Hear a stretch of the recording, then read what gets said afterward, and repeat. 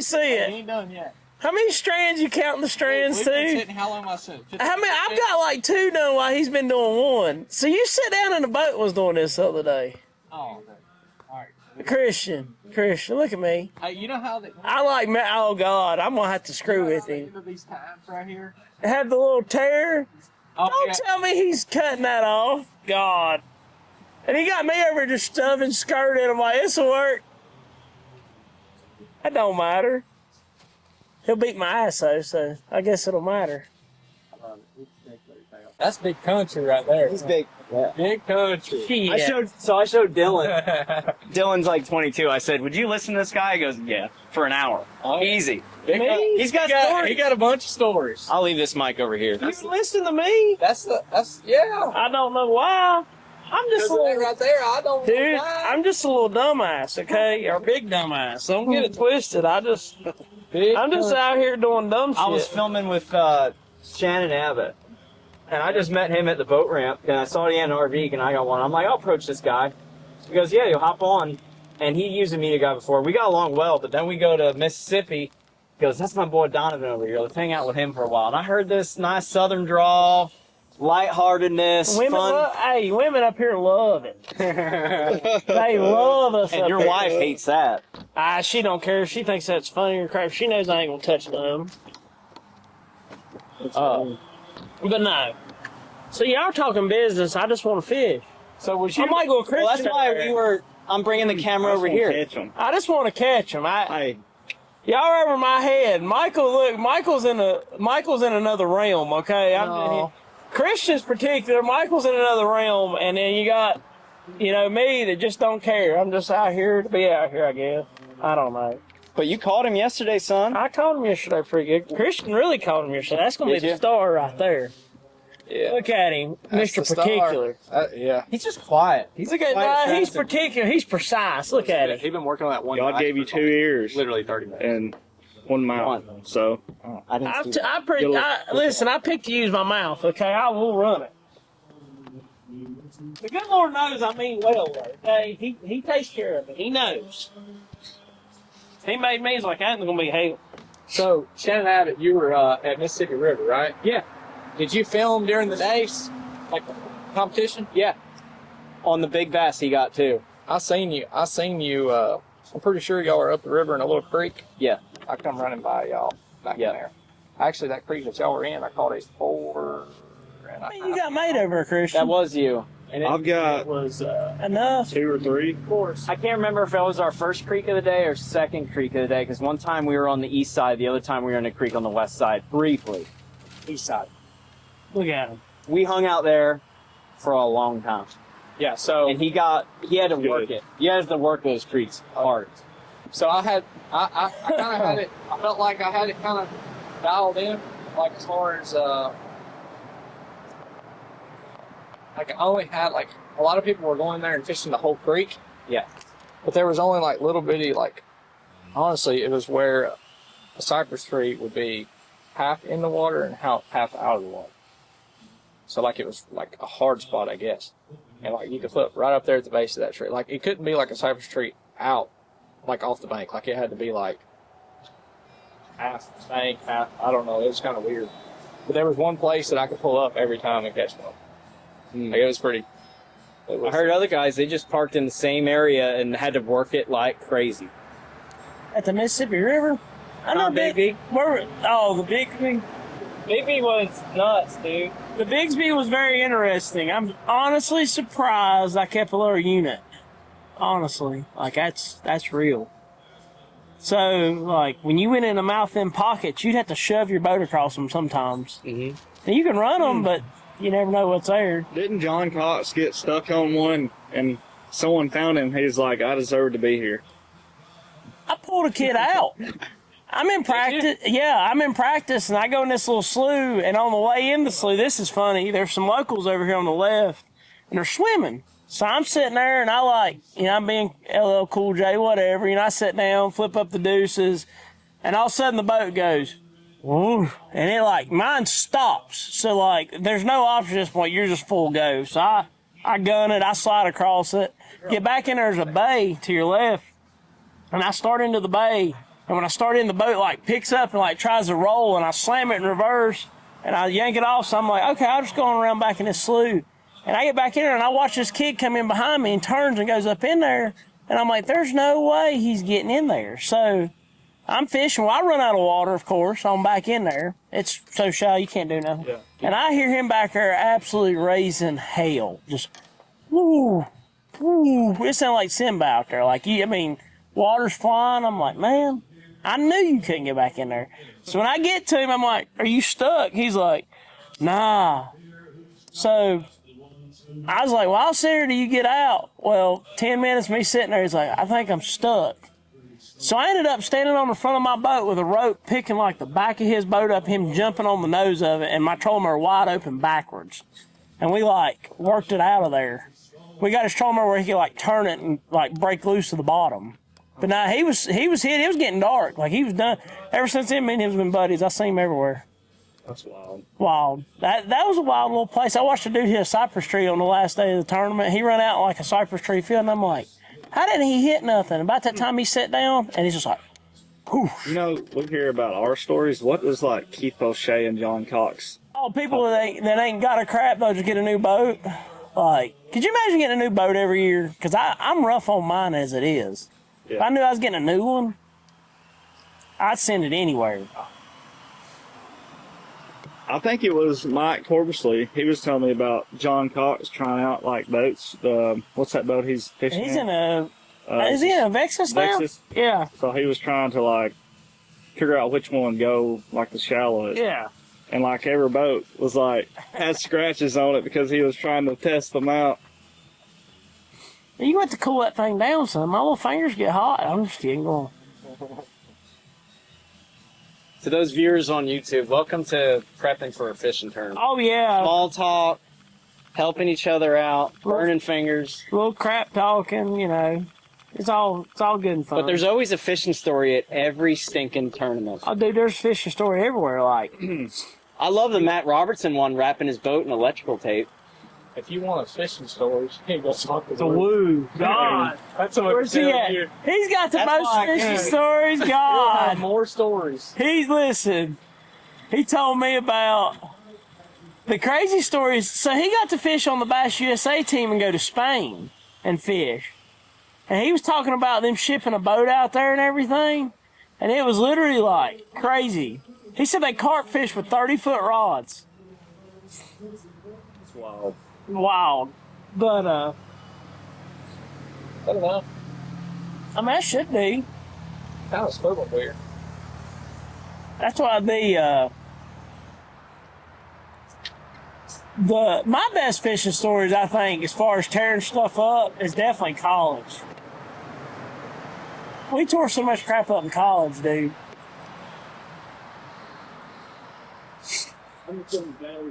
Oh, you're fine.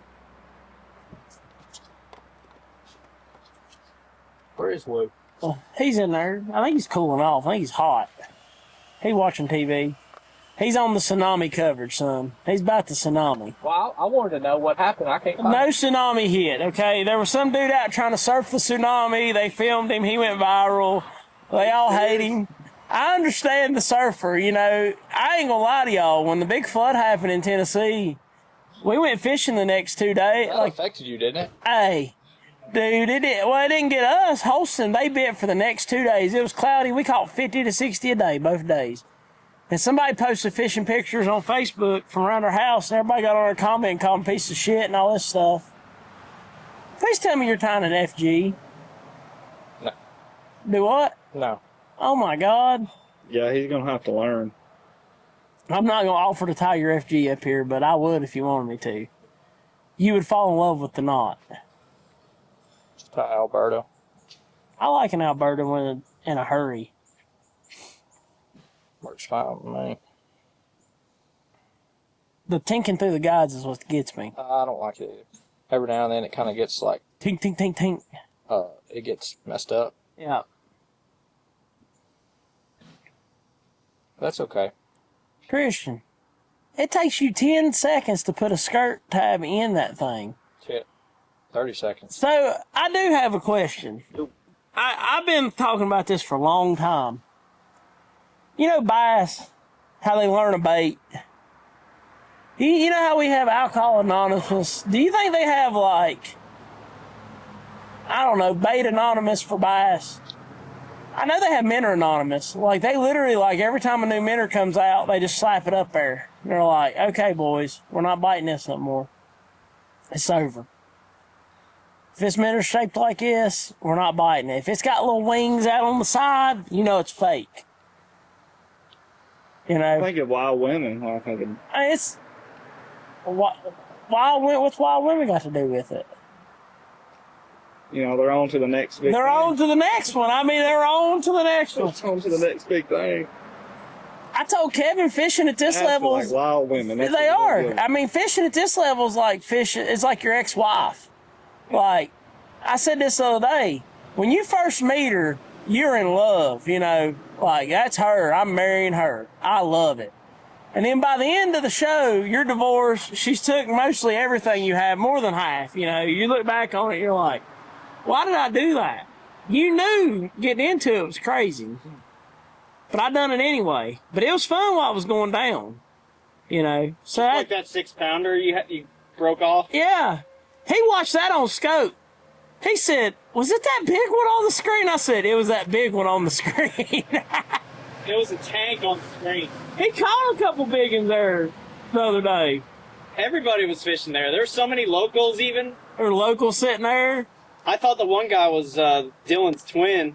I thought it was Dylan, and it's like... That was one of the funniest moments.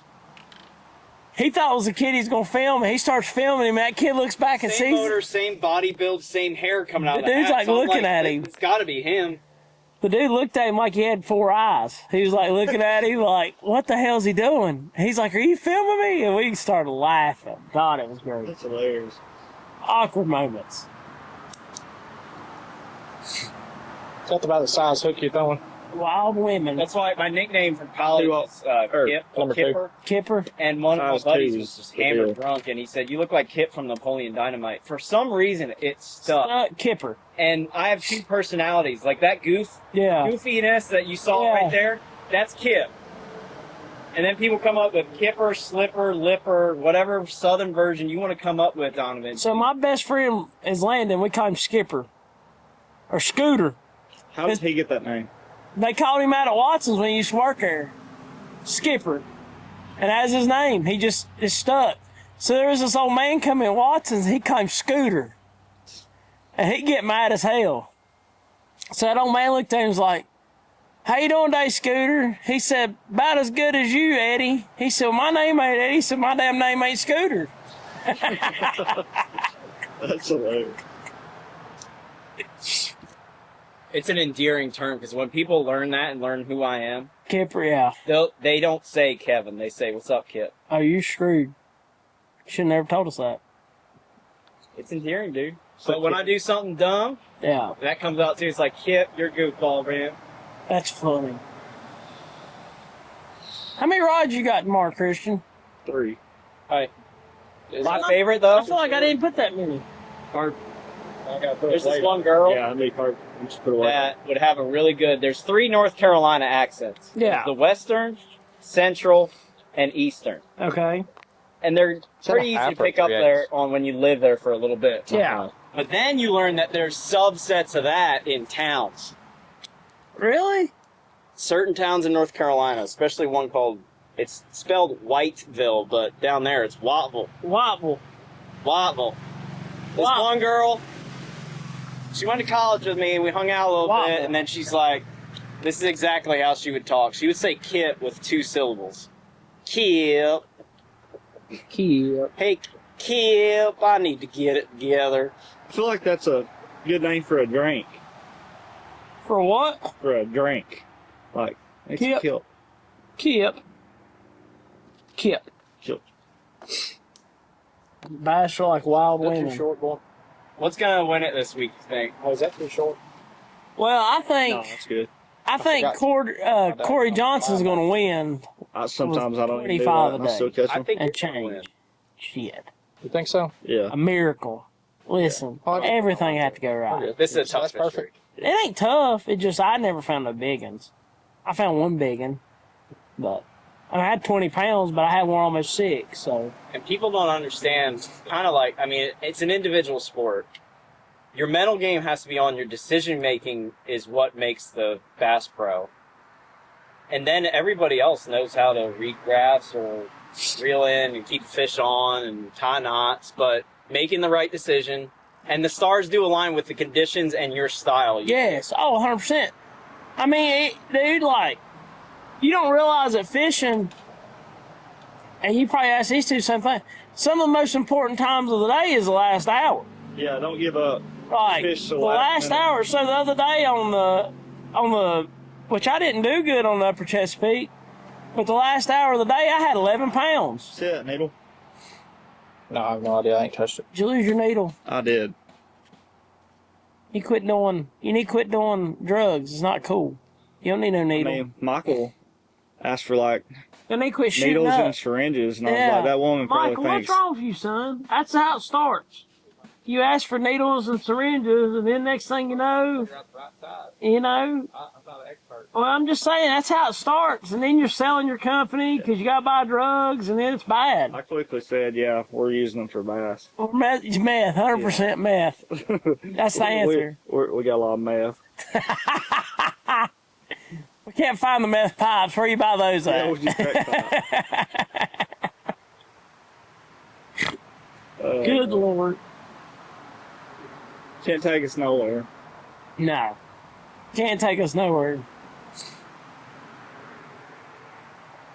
I appreciate how clean your boat is. I wish I had that in me.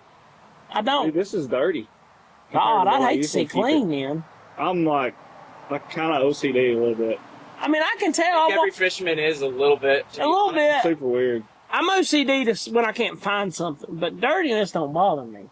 I've got to have everything right. Like, another thing, I don't like to be in a rush, but I'm always a last minute person. So Me too.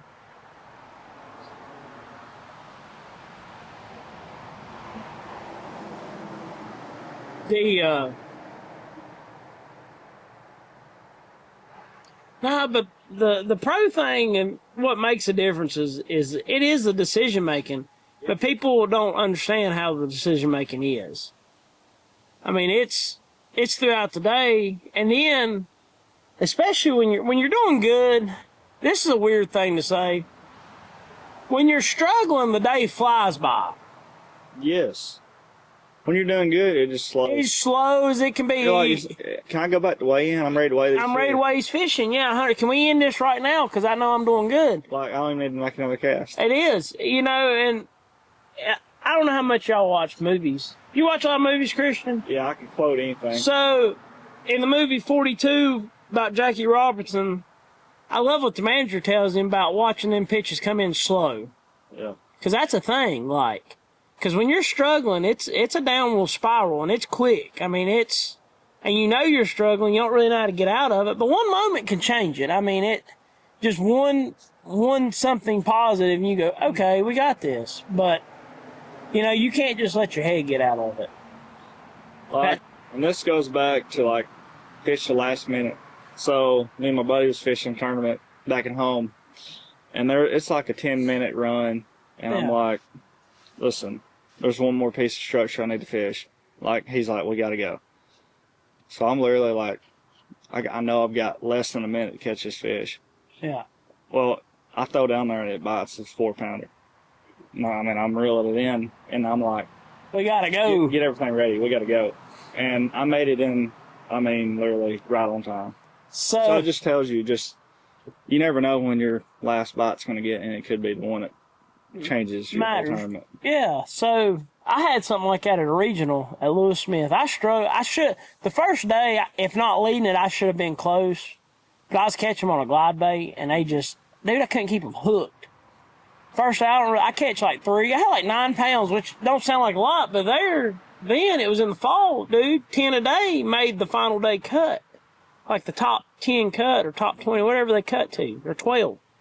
So I had like 9 pounds or 8 pounds the first day. No, I had 7.5 the first day. So next day I needed 13 pounds. I literally had like 16 to 17 pounds hooked on a glide bait. So I got the next day and I catch them wolf packing, and I get stuck with a 12-inch spot last 30 minutes of the day. And I'm sitting there like, man, it's a 12-inch spot.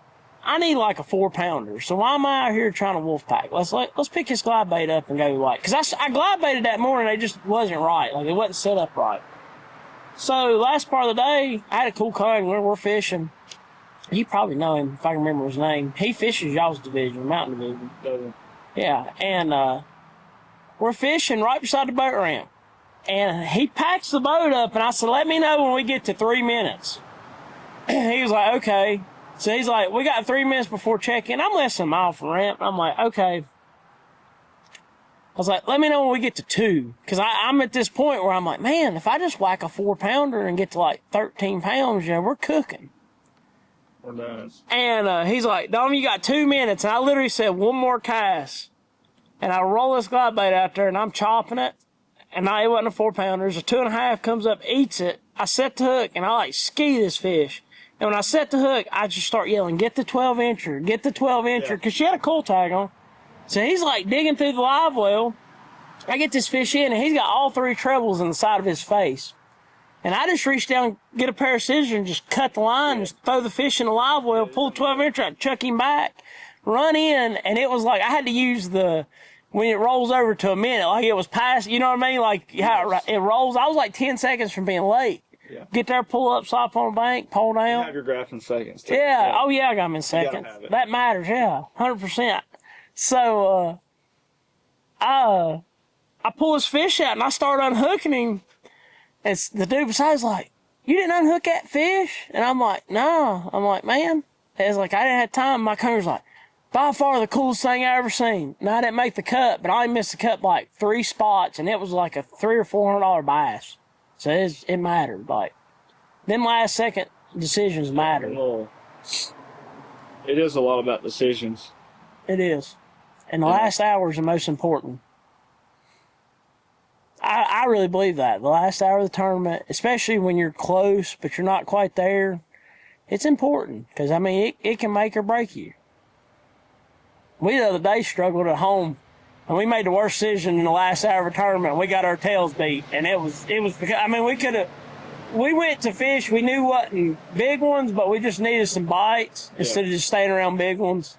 And we spent our last hour basically hopping because we couldn't get on nothing. So it wasn't good. How's this hotel? It's all right. This place? Yeah. Ain't bad. It ain't bad. I do like it up here. I need an iron, though. So I can iron he knows. You know what you can do, don't you?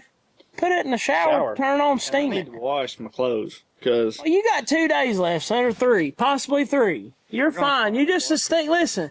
The bass will smell you coming. I'm going to, clothesline. I'm going to put a big clothesline up. That's fine. The bass will be thinking we're 80-pound braid just string between the trees. There you go. Actually, yeah. Yeah, braid will work. So, yeah. That's why I keep parachute cord, because I'm living out of the RV. So good, yeah. So I have more rope. What's that movie? You want to talk about movies? Get Your Rope. It's the Boondock Saints. I've never watched that one. Bro, you need to watch Boondock Saints. Really? The first one I would say, I'd put it in my top 20 movies. Huh. Or top 10 even. I can watch that. And then they made a second one. It wasn't as good. It's respectable. It was like a par. It wasn't a really good. Just okay. It was just okay.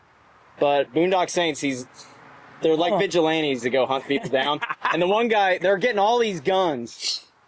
And they're literally thinking they're like called to the Lord. Like they're Irish religious drinkers, partiers. But they're literally called to like clean up a town. Yeah. And before they're getting these guns, they're like, look at all these cool guns. And then they're like, oh, everybody has a rope. It's like, what do you need the rope? Well, get your damn rope for it. It's like, it's just a funny scene. And then guess what? They use the rope. They use the rope. Everybody got to have a rope. Wow. So the other day, I'm on my little home lake around the house with Taga. Fishing a tournament. We're in the middle of a tournament. It's a big fish tournament. Big largemouth, big smallmouth, big spot. We got a big largemouth. We got a big spot. We ain't got any smallmouth. I go rolling by, and there's a yacht cruiser, cabin cruiser, you would call them, and these dudes are waving. And I'm like, dang it, I got like an hour and a half less in this derby. And we need a big smallmouth. Like, I want all 3. I'm being greedy. So I pull over there and I'm like, y'all need help? And I'm like, yeah, will you give us a tow? I was like, you got a rope? And he's like, no, we got this one. He pulls out like a 4-foot rope. He's like, will this work? And I'm like, no. And that goes back to everybody needs a rope. And I ended up using dock roping line, like tie up to the dock. I'd string like 4 of them together and tow them. You cannot have a 4-wheel drive truck without a tow strap. I don't have one. Oh my God. I don't, listen, that's a pavement princess. Look at the tires. Pavement princess? Pavement princess. Look at the tires. Listen, them are all trains. They look halfway decent and they ride good. I've had a bunch of like mud tire train and I just wear them out. Like I can't keep them. And them are Yokohamas. I'm not gonna lie to you. We own a garage, so I end up with cheap tires anyway. Like we get them at cost. And I never get name brand. I get like Hercules, okay? Because we ball on a budget. But them Yokohamas was on sale. And I don't know that I can ever run a set of Hercules or anything like that again. Them things are legit. I heard Done spoiled you. They spoil me. They ride like, listen. well, they sponsored the Classic this year. They had a big deal. Thing, like, and I'm like, that's smart because I didn't know about that brand. Dude, listen, I'm telling you, I love those tires. That makes that truck ride so good. It rode like a chuck wagon before. I think they look good too. They look good, yeah. For an all-terrain, they look great. Like I'm a big Yokohama fan now. Cause I was looking at them the other day, I was like, them are pretty nice, and they're not like. I want to tell you, them tires probably got 10,000 miles on them or more. Yeah. Like I mean, we put miles on stuff. I gotta rotate them when I get them home. But no, I'm a big Yokohama fan. I'm not gonna lie. I thought it was hilarious when I stopped at the RV place. That makes some of those. I had that blowout. Yeah. Right? And it was my first blowout in the RV. And it wasn't just a flat, it was a blowout. Was you driving when it happened or just? Yeah. Oh God. Luckily, I got sway bars. Yeah. So it sat down. I knew exactly what happened. Heart wasn't even beating. I just pulled over the road. Yeah. But it was at an angle I couldn't get my jack under it. Oh. And I even have a hydraulic jack kit from Harbor Freight. Yeah. Wouldn't fit underneath. And Like I'm the low profile one? Yeah. Yeah. And I tried to jack up the side. Well, my jacks were already on the RV a little bent, so I bent that and broke it on the side of the road. Border Patrol pulls up, and then I'm like, hey, man, I appreciate you stopping. I should be good. I don't know. I'm about to get this hydraulic jack. I don't know if it's going to fit. Yeah. And then he's literally like, dude, there's a tow shop down the road. I'm like, call him, bring the good hand jack, got it up, flipped it on. And I said, check the tire pressure. This road is hot. It was like 95 that day. Yeah. I'm like, do you think the heat did it? He's like, maybe. I said, check that tire pressure. I haven't filled these up in like 4 months. Yeah. And he goes, it was at 65 PSI under. I'm like, that wasn't heat. Yeah. That was a legit blowout. The tread just came off. Come apart, yeah. And now I got road tires. And so I go to the tire place and they're like, do you know you got studs on your tires? I said, studs? He goes, I've never seen tires like this on an RV. You were riding snow tires this whole time? It came with it like that. And it has treads on it and it has the holes for the studs.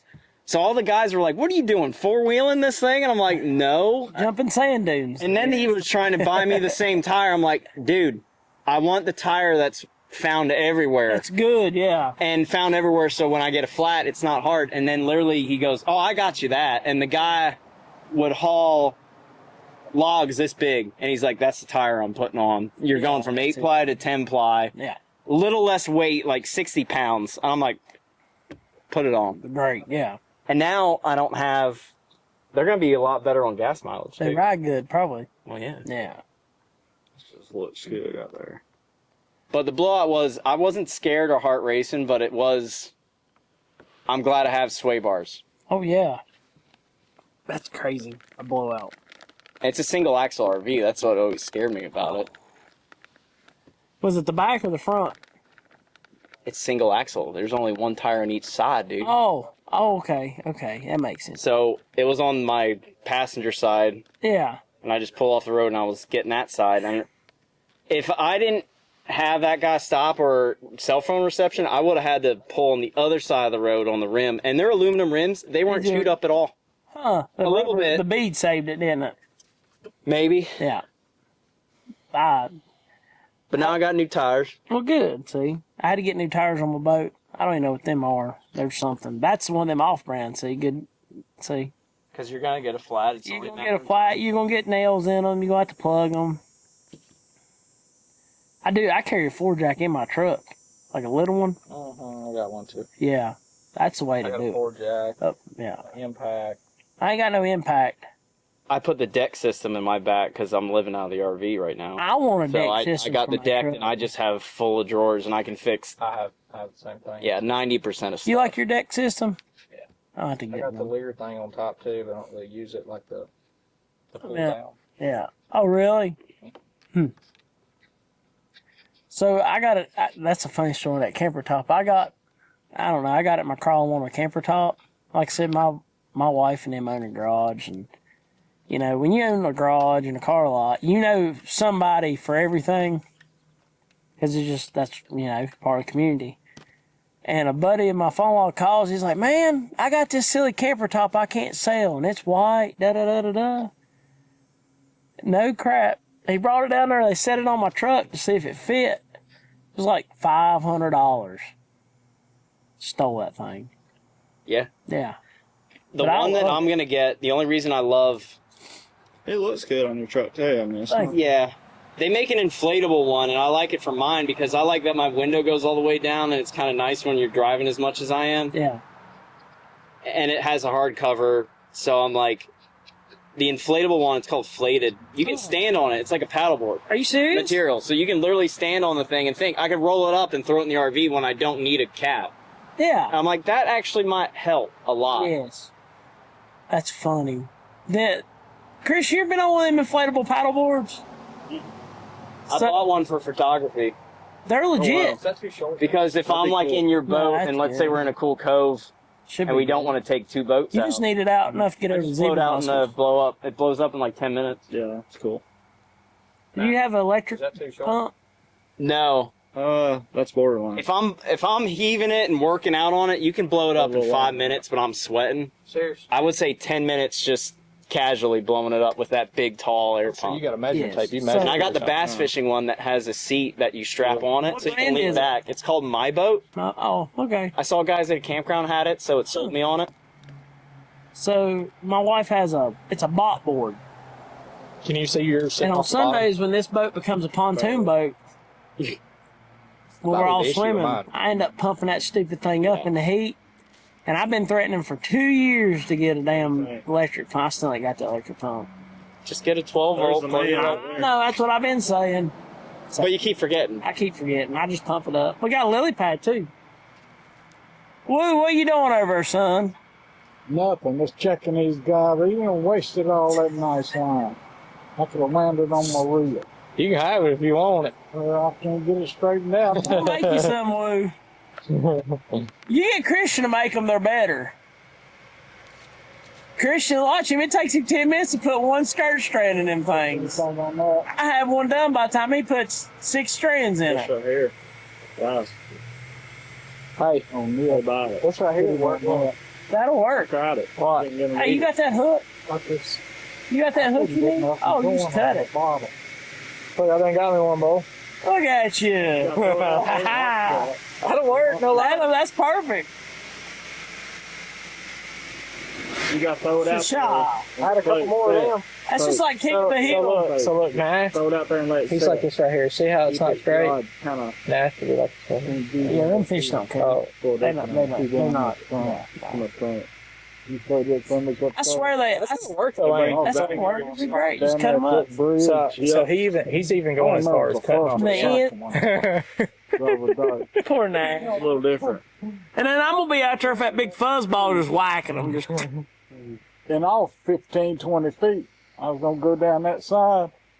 I jumped up, grabbed the troll mud, threw it down, and turned around. I was that close going right by the bridge. I mean, 15 seconds probably. that current is something out there. I didn't get the deal with that kind of current.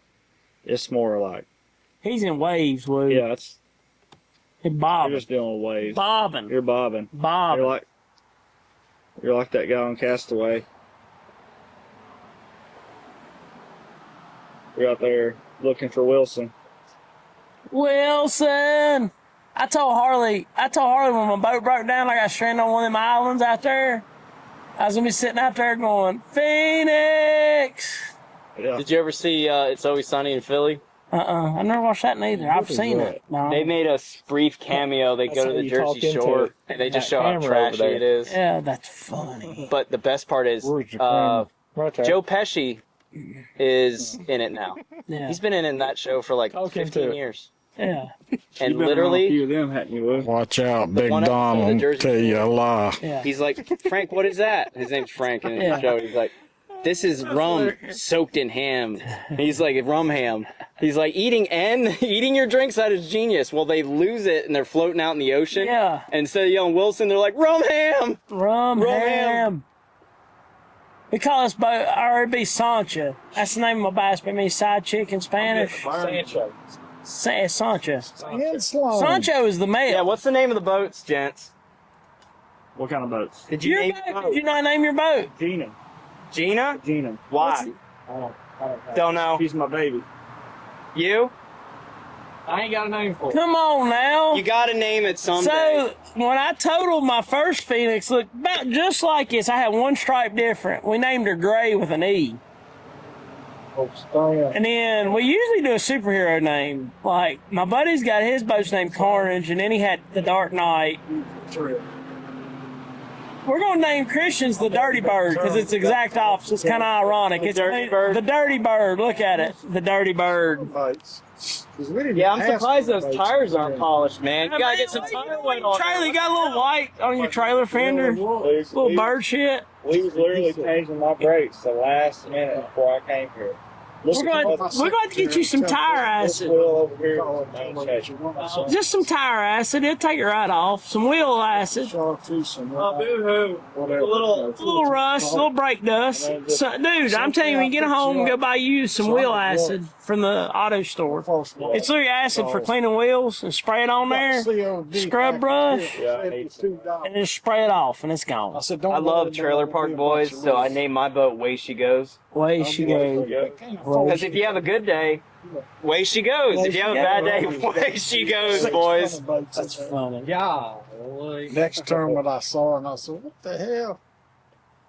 He said, man. My Mustang, I took like a year or 2 years to name, and that was Melissa. Because Melissa? I needed a song, and Melissa, Allman Brothers, Crossroads, Things Come and Go. I like that one. And that girl that said Kit with 2 syllables was named Melissa, too, so Pants Okay. pressed, that might have had something to That do has with it. something shirt to do- you named it. pressed. There you go. every hair. We, the boat names are fun. I never got to know usually him, but name he's right there boats, from okay? home. If you ain't got a name, you're getting a name. said I Like, never I got ain't to figured know him, but I out the think he's Black right there at Falcon home yet or over was. there, but Yeah, tenants. I think I just figured it out. It's kind of cheesy, though. We're probably going to name it the Millennial Falcon, I'm not going to lie. I actually like it. The Millennial Falcon. Even if you're not a Star Wars nerd, like Yeah, it just I'm really not, Yeah. but it just sounds good. It's the Millennial He talking about Falcon. Stan Sloan. you might have to paint it gray or get a gray one next Get a time. gray one, yeah. Him and Bobby Murray. Oh, it's dreamed gray. We together. can't do that. Really? What can we name it? I don't know. We'll figure out something. Like I say, Stan. Millennial had to have Falcon's pretty everything sweet. It perfect. sounds good. It's a Falcon, too, While so he it was kind of just taking a works. shower, I think it's You could say Falcon. Peregrine filled up his Falcon, hair dryer with baby powder. but it's not as That's cool as not the Millennial. Millennial Falcon, yeah. He got everything It's like straight I'm to gonna get send that Millennial hits that Falcon after button about on that 30 button. miles. Dude, and I guarantee you, because of a good boat name like that, Yeah. like you might pick up 5 Next subscribers night, that when just Bobby came in Just the like room, like the name name your of the boat. every crank baby. So my little brother-in-law is funny. He does cars. He drifts. I actually have a drift car too. I still hadn't got to do it, but I own one. Hooked him. But It gets he drives a drift car, and he's like, on your Instagram, when they build a car, they follow the car. They don't follow you. They follow the car. I'm like, are you serious? He's like, yeah, the car guys are crazy. I'm like, okay. Kind of wild. God. Uh-oh. I ain't never heard of that one. Uh-oh. Look at Woo. Is that the finest of hammers, Woo? Huh? The finest of hammers right there. Pal, I don't know. I'm just kidding. you got to fish naked with Dustin. Naked. That's naked. When it says. It's naked. It's not naked. Naked. She got naked. So, Christian, do you ever talk to the bass on scope? I know Michael does. Michael seems like that guy that talks to him on the scope. Yeah, I was giving him the talk. Was you giving them the beads? Giving them down the We road? say, get down there and hunt. Yeah, that's what I do. Get out Throw of a there. drop shot. Yeah. I'll say, I'll throw it and they'll be sitting there, about to go down. I say, get down there and hunt, boy. Get out We there, do had it. another boy, Paul Shambley. I don't know if you remember him. Used to fish. Well, him and Bill Dance ran together. And Bill Dance caught a cormorant. And brought it back to the room and put it inside the toilet, closed the lid. He goes in there, flips that lid to sit down. I was like, coming out of that toilet. I was into that. You can't make that up. Oh, God. Oh, that one killed me. Comrade. Oh.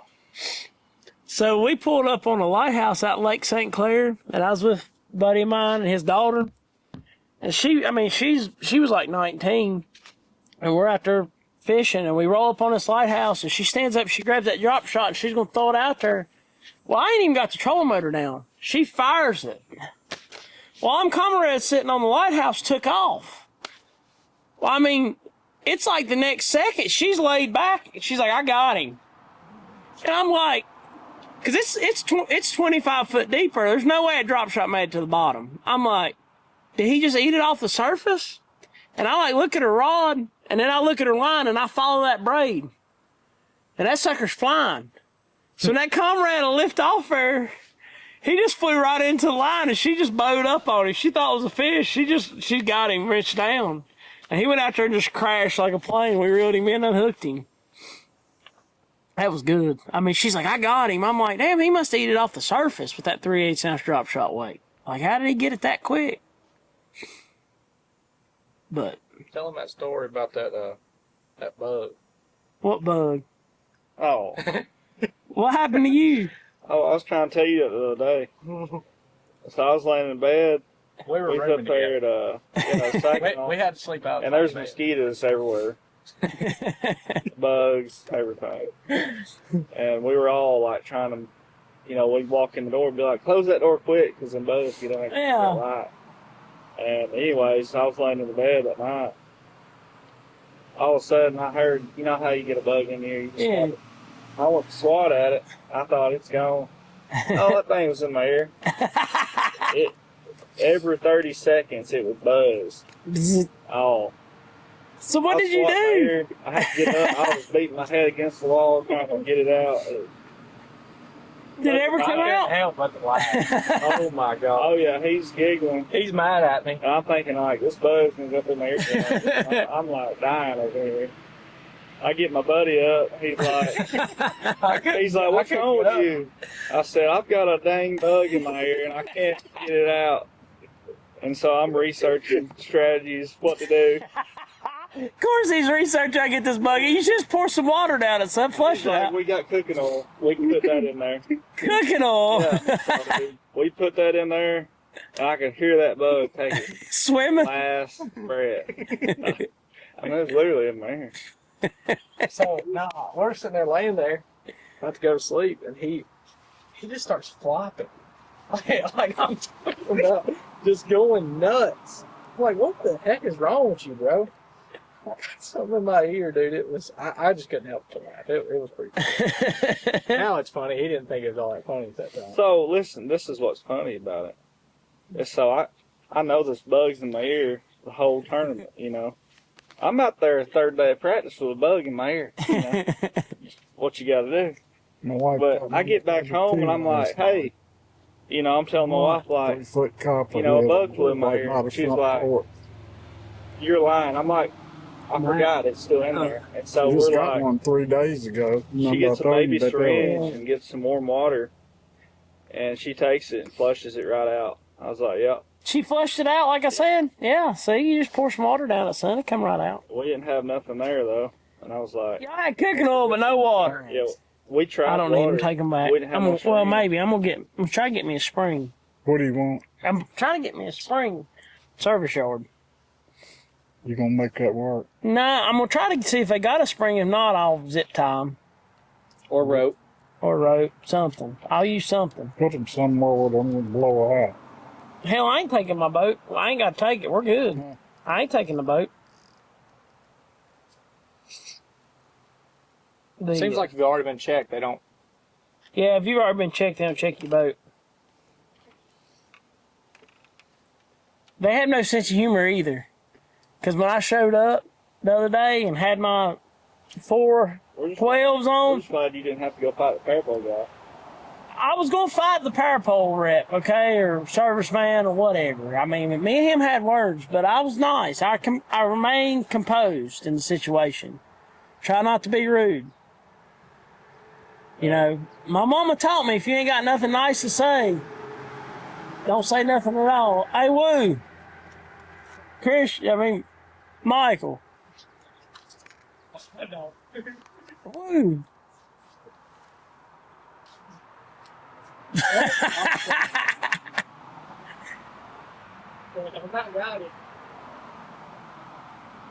Well, I think I'm gonna head back, gents, because Are you leaving? looks like there's a brief thunderstorm coming in, and I left my awning out. I want the Really? wind to Yeah. snap that thing off. I got it. I appreciate just chit chat, getting to know you a little bit. Maybe if I film you, I'll tag you, especially out in the water. Yeah, absolutely. I'll give you my cell and stuff. Yeah. Wanna give your buddy the best one? You want to give your buddy the best one? Damn. I'll make you one. I was playing. No, you're good. So you don't. All right, I gotta go inspect this right here. I'm liking the Johnny Cash. Yeah, they're freaking partying. But yeah, it's be cool to make the elites. It would be cool. But what's killing me I is quit my job to do this full time. yeah, he's serious about it. And this is like I've got to make it. Like I put all my Eggs in that eggs in basket. this basket. And you do have a plan B, but you don't want to think about that yet because you have to. My plan B is go to work for him or tornado alert. I got plenty of stuff to do. I can always go back to work somewhere. I was a UPS driver for 11 years, That's a good living. so it was a good living. And insurance benefits, that's the biggest thing. I was going to do this for a living. I thought I wanted to do it for a living, like when I was young, but I didn't have the money to go to like schools, like a big school, and so I was like, I'm not going to get that far in debt. And because I could get like, this is when fishing was kind of like just taking off, and it's grown so much since I was in high school. It's And- nuts, like the college teams now and these kids at Bethel, and like Dylan got a scholarship. I'm like, Yeah, I'm 38, and it's like, it wasn't that long ago, and now people can go to college for fishing. like they're giving out more nowadays. I'm gonna go grab my. Like it's actually like a big thing. So, my buddy Hunter Sells, he's a college teacher. Well, he's the fishing coach for Carson Newman. Yeah, I don't know if you know him, but he's like, you should go back to college. I'll give you a full ride. I'm like, Actually, tempt me. you technically could. I could. Because there's no age range, so if everyone's thinking that these young kids, it's like, well, why don't you go to school, Yeah. get a degree while you're at it? Yeah, Maybe you get a full ride. yeah. He'd give me a full ride. That'd be kind of nice. And then when you're done bass fishing, like get a degree in marketing so you can learn all this Yeah. kind of stuff. Yes, I need to learn. Like I also, that's a big deal to me. It's like I feel like you need to be good at it, at marketing. or at least understand the concept so your personal stuff's good. And you always need a camera guy that's not, you can't film yourself with a selfie stick all day. No. My buddy, Kerry Wicks, I don't know if you know him. He's from Westmoreland, and he's been doing some stuff for me. Like, he told me that if I take him night fishing, and he'll trade me out for some content. And we've won like every tournament back home. And so he does filming a little bit for me, but mainly just like shot stuff, like. Well, I'm going to try to do, and why I mentioned my boat, like with you or virtually other guys, like split my gas and I got the boat and practice round, Mhm. that's when I just say, give me an hour and just do some cool angles for me. Are you going to be, me and Corpse League room together a lot? Do you? Yeah. Well, if we're not rooming together, we're around each other a lot. Then what I Trent plan on doing, him and Trent, we all kind of like stay together close by. I filmed Trent at the Trent's good dude. Pickwick, Oh, really? but not full time. I just saw him coming in and I got a really good shot of him coming in Did he? and I tagged him, but I never talked to Trent. Yeah, Trent's cool. But I want to film a couple guys during practice because then you can split me and Yeah. you get like the Kyle and Brandon kind of views from another Absolutely. boat. And I've been studying their YouTube for Yeah. 7 years. So that's where I get my eye from a little bit. Mm-hmm. That's And- cool, man. You got to have like you got to be like an artist. It's like, you know, If you have that you gotta be creative, you vibe, can't just too. be a fisherman and say, I'm going to film. You have to have, luckily my grandfather like drew and painted. My dad has the creative side, right brain, and then left brain logical for engineering and building a house. Mhm. So I was good at drawing, and we had a good art teacher too. But I wasn't into photography till I was a golf pro, Really. because I had a camera that That's could cool. catch the golf ball really well back in the day. And I left the golf business because I got tired of working 7 days a week. Yeah. I loved it, kind of like this. I was passionate about the outdoors, and Honestly, I like golfing.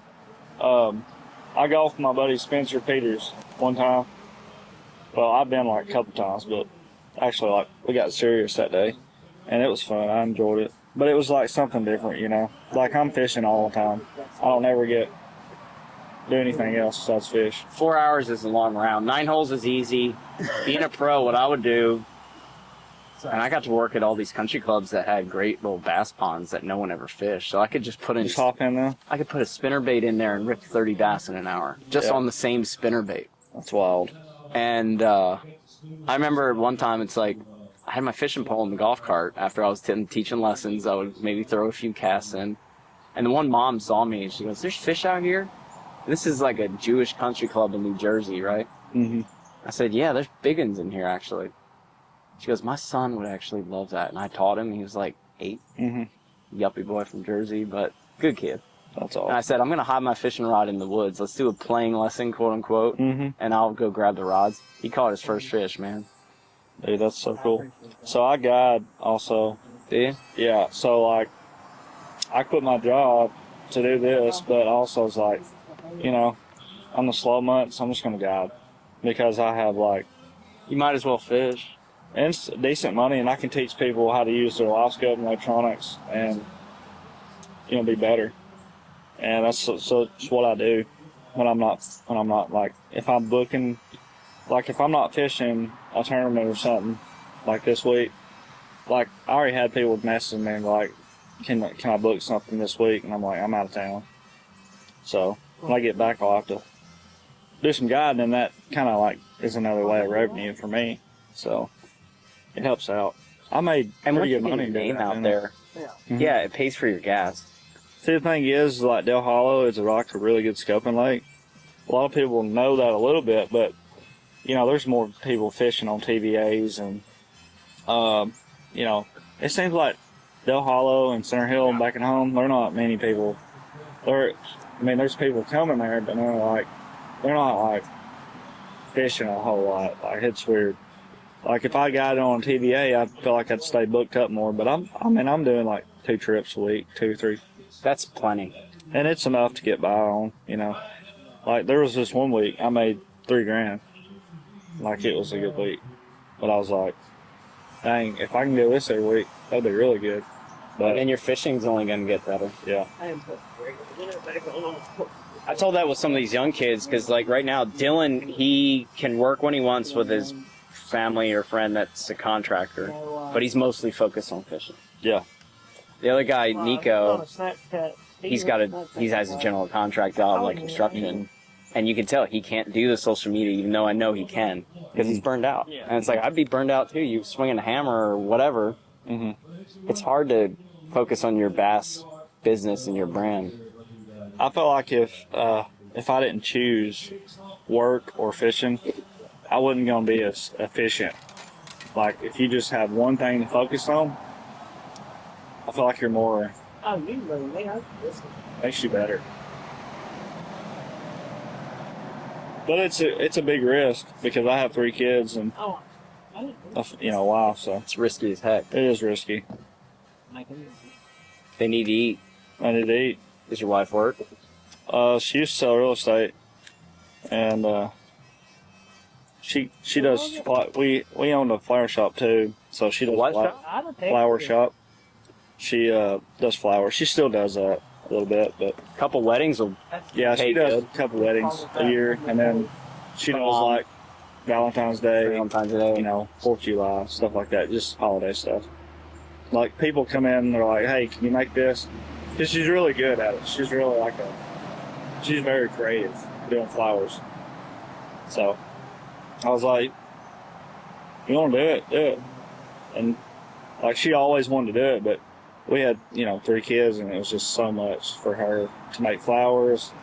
Like we didn't have a babysitter, and we wasn't going to pay nobody. Do it. So I mean, it was like Middle class living. she always hear all this stuff like daycare stuff, like kids getting. Dude, but the best stories in Bass are the people from the lower or middle class that Yeah. are grinding and they just want it so bad. I've never had nothing given to me. I feel like it makes you appreciate things when you earn it yourself, but we got to get there first. But I think if it ever come together, it'd be like, damn, I risk it everything, What knot you tying on? Man, I don't know, Alberta maybe? Yeah. Berto, you got to Maybe. try that FG knot. I'm a simple guy. Whatever, just it works. It works. I could go out there tomorrow and every one of them freaking slip, but knock on wood, Yeah. I don't have no problem with slipping. And it's quick.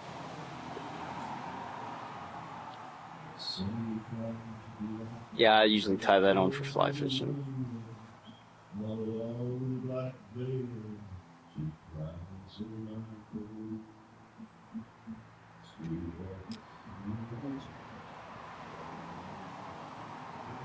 It's funny how small the bass world is, though, because you just pick up or start meeting one guy. Everybody knows everybody, unless you're so new and you don't really talk to anyone. Yeah.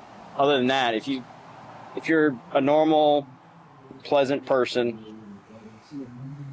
you meet a lot of people. There's a lot of good people in this, so like a lot of nice people. You got to be able to talk in this business. Like you got to be able to pull up and you got to be able to go talk to anybody because that's where your connections are going to come from. Help. If you're a good person, you sell a little bit without selling. Exactly. The sponsors pick up on that. Exactly. So I'm not good in front of the camera, but if you take me somewhere, I can just pull up and talk to anybody. Just start yapping. And I mean, honestly, that's how I made a lot of my money. Not rich, but made a lot of my money just being able to talk to people. Concrete, that is good money. Lay block too. And a little real estate. I want to own real estate. Well, that's how we're getting in the tiny home thing. We might want your help. Corbishley's interested, and he goes, dude, I would love to get land on Lake Hartwell. And he's like, let's say that's my investment property, right? Probably because he won there. If it makes money, Right. I'm in. Yeah. Well, the other thing is, let's say if we find 10 acres next to a lake, and then we pair it with some of the charities that Bass does or you guys are passionate about, we get some veterans on the water, you guide them or help them. They get to spend a weekend with you guys, and they don't know what a tournament experience is like doing this kind of stuff. They would love hanging out with us, and so let's do a veteran charity event, pull up to the tiny home community, go out fishing for a weekend, send them off their way. Maybe some of the sponsors even contribute with that kind of thing too. Yeah.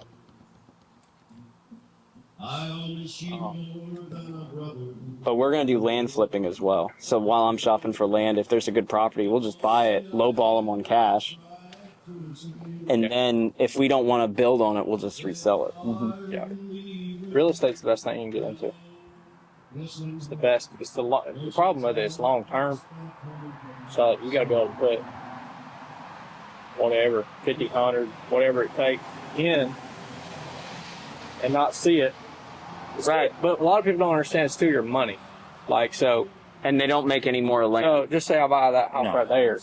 Yeah, exactly. And I buy that house right there. Or I buy this whole thing for. This place is for sale. $500,000. It's for sale. It's got a for sale sign right out there. It really is for sale. The problem that I see with these is I feel like it's seasonal. It's seasonal. So you got to make hay in 3 months, but you still got a note on it. You know, like during the. You got to save that money. Yeah. And so honestly, the way the economy's going, look at our cost of groceries. But go to Hartwell, for instance. Don't really get cold there. People fish kind of year round. That's why I want to do it down south.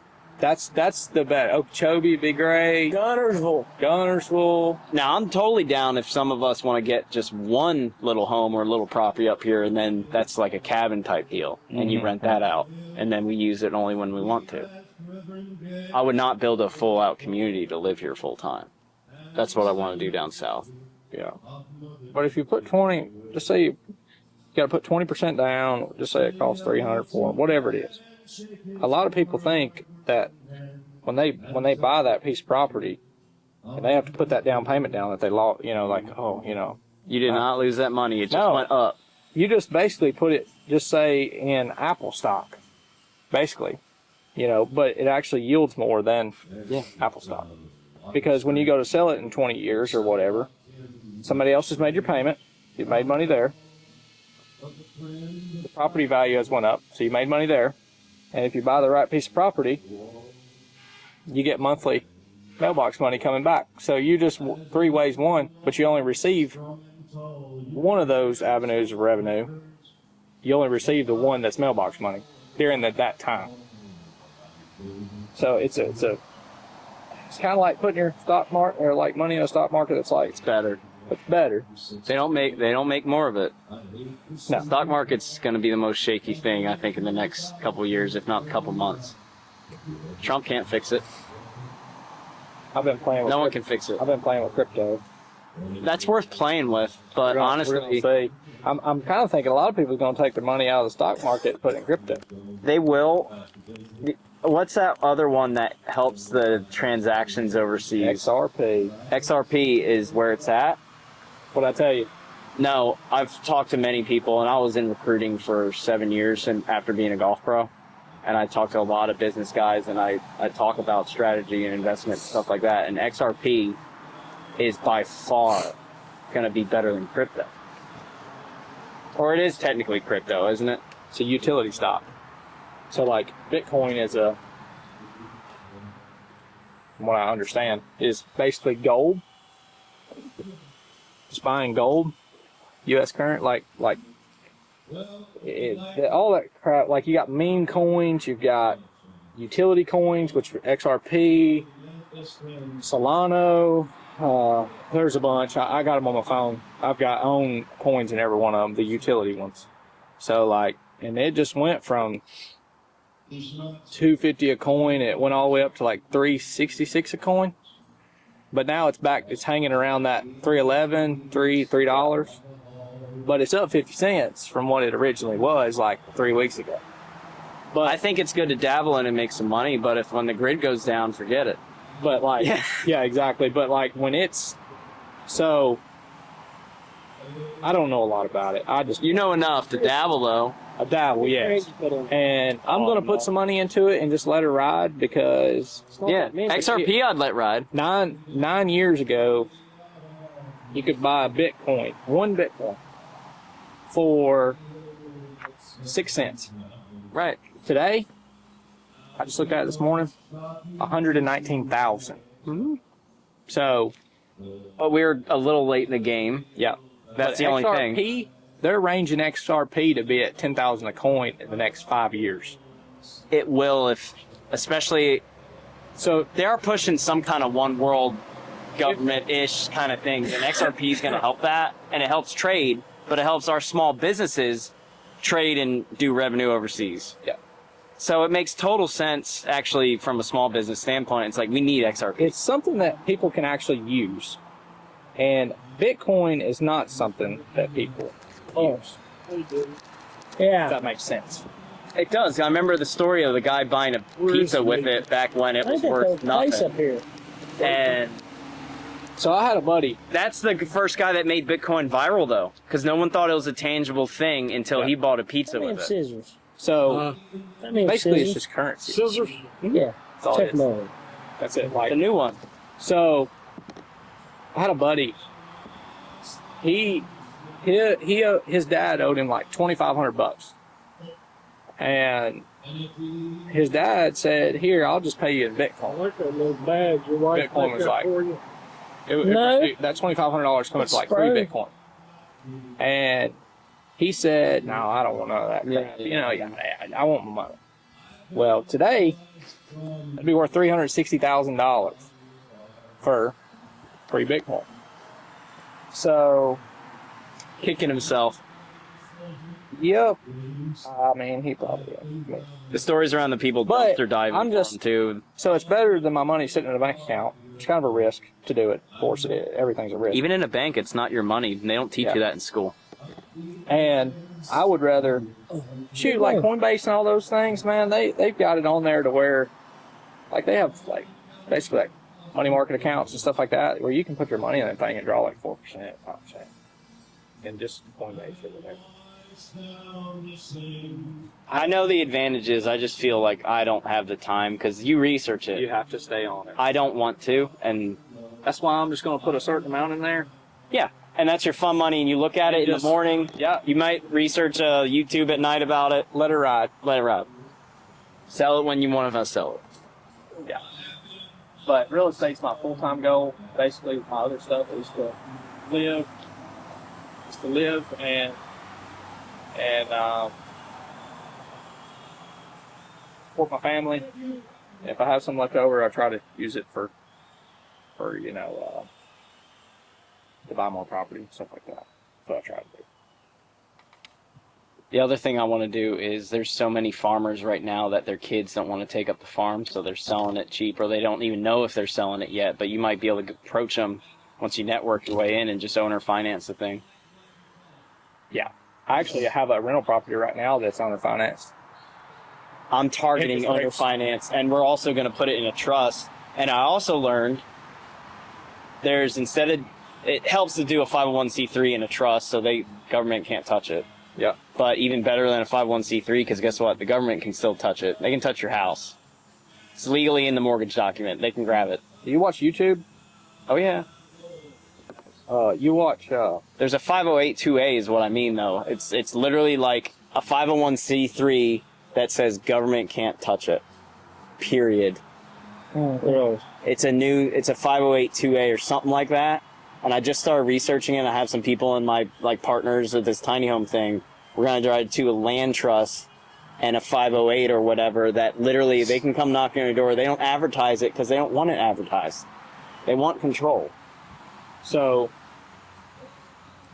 have you ever watched The School of Hard Knocks? No. You should watch it. It's a YouTube channel, and it's this guy that goes around and basically interviews millionaire and billionaires and asks them how they become wealthy, what they did. It's better than a book because the books always have a narrative. Rich Dad, Poor Dad. Yeah. Like, everyone raves about it. I'm like, Yeah. dude, he's got a narrative, and he sticks to Rich it. Dad, Poor Dad. He's not bad. I like him. I like him. It's not for me, everything in there. He's got his own ways, and then you listen to Dave Ramsey, he's got his own ways. Ramsey's been around forever. Then you listen to Grant Cardone, he's got his own. What's this first one again? School of Hard Knocks, I think is what it's called. School of Hard Knocks. Yeah, I got it. Got millions and millions of followers. 1.6. There you go. Let me see if this is the right guy. Well, yep, that's him. Yeah. But yeah, he that dude goes around to everybody and asks them, you know, like he's interviewed a bunch of people that like I think the guy that come up with Uber maybe? Oh, that'd be a good combo. Uber or it might have been something else. Anyways, Uber Eats maybe or whatever. I don't know what it is, but he come up with all that crap, and there's a lot of good. Yeah. You got any more of this skirt material? What are you looking for?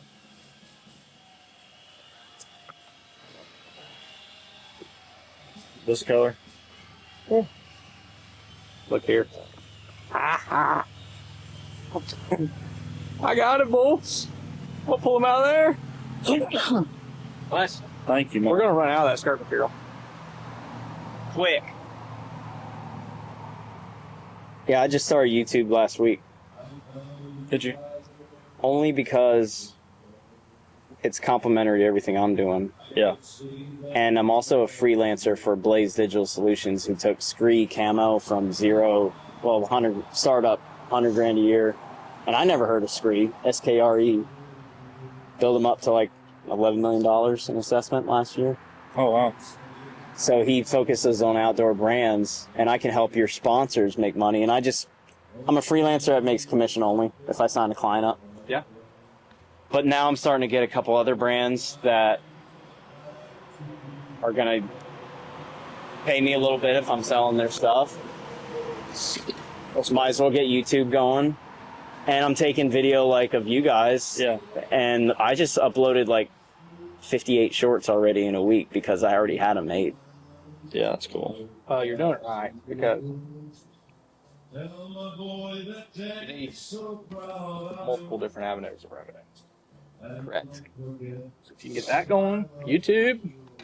That's just going to pay for my expenses. I don't want to be a million subscriber. But they don't matter. It don't matter. That's any avenue of revenues. Just get it. Like I don't care what it is. Yeah. You can get multiple. I think the rule of thumb, which you'll probably see it on Hard Knocks, is 3. 3 avenues of revenue. Yeah. It's our parents' age of the boomer age of working at a company for 30 years and getting a pension. I knew that was going to be gone. I'm not planning on Social Security. That's going to be gone. That's not, none of that. If you want to live like, you just want to, you run through, I don't know really how to explain it. If you just want to go through the motions. Which 90% of people do. And you want to go to work and have somebody tell you what to do. I mean, you can make good money doing it, but I've only worked, I worked for a concrete company for 6 months. Woke up every day, went to work, yada, yada, yada. And then I went to work for a landscaping company that worked there for about 6 months, and he wanted to do concrete. And so I started that. And then basically after that, I told the guy, he's actually one of my business partners now, and I told him, I said I was going to go out and start my own. He offered me a deal. We've been going ever since. I was 19 when that started that business when I was 19. Now I'm about to be 28, so I'm 9 years in. smart man. We got like 50 employees. Smart man. And I didn't know everything when I first started, and I still don't know everything, like literally every single thing. But every time, I think the biggest thing in business overall is, first off, you can't be scared. And number 2, when somebody calls you and says they want something done, even if you haven't did it before, you just got to be smart enough to go figure out how to do it. And then all of a sudden you did that, now the next person calls, you're ready to roll. Right. You know, so like you can't be scared. Guess what? You are pretty good on camera. Really? If I'm talking about work or something, I can talk pretty decent. But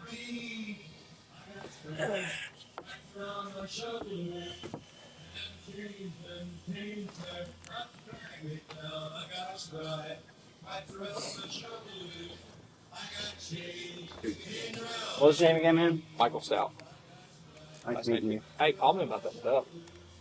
Micheal Stout. They call him Stout Micheal 15. Stout. Come on, Christian. Christian. Good meeting you, man. Nice to meet you. Now we got good old Donovan. This is why I came here for it. He goes, Yeah, "I now can't we're having afford you, fun." Kevin." I said, we're gonna make you viral. Son. I hear you. YouTube video, fishing video I ever watched was Lake Murray. I think it was 2023. It was Lee Livesey. It was Davey Height telling a story about Chameau Bay. And we need to watch it because it's funny. And he talks about running these big waves. And he like comes over one, the boat slaps down, and his marshal's sitting in the seat like panicking. And apparently his rub rail popped out and then wrapped around the dude's neck. Well, the guy stands up in the middle of like 6 to 8 foot waves and grabs his rub rail. Like, snake, snake. And like, could you just see the tribesman snake? And Davey's like, I'm like, sit down. He's got that rub rail and he's holding it. He just fall out of the sky. Like, yeah. So like, nah, that's my favorite. Like, that's probably one of my favorite YouTube video like that I've remembered watching. What I'm probably gonna call conversations like this is me and my boys on Instagram. We call our fishing group Fishnanigans. Yeah. And this Good is name. Fishnanigans. Yeah. That's exactly what this is. Yeah. So, welcome to the crew. Look.